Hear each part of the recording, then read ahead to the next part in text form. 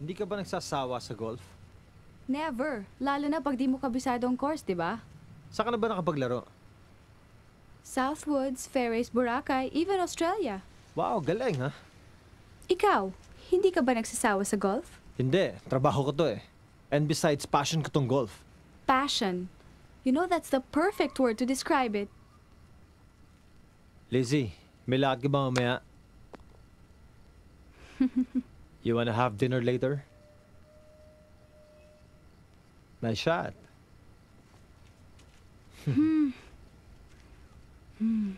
Would you like to have wine? Iced tea na lang ulit. Dalawa pang iced tea, please. Dalawang iced tea, sir. Alam mo, Lizzie, For a while, sir. ako rin eh. Hindi ako mahilig sa nightlife. Exactly. Ako rin. Alam mo, itutulog ka na lang para makapag-golf bukas. Ano pa ibang hilig mo? Aside from your sport? O ano pa mas importante sa'yo? Of course, my family, no?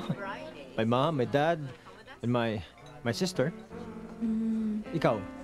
Ako rin eh. Pamilya ko, tsaka yung travel agency business namin. Aya? Please don't think na nambobola ako, pero don't you get the feeling na parang patagal na tayong magkakilala? Exactly. You know, I was about to say that. Really? Oh. Parang, parang I know you so well and I like you a lot. Parang mas kilala pa nga kita kasi ibang mga friends ko eh. Alam ko yung sinasabi mo. Oo.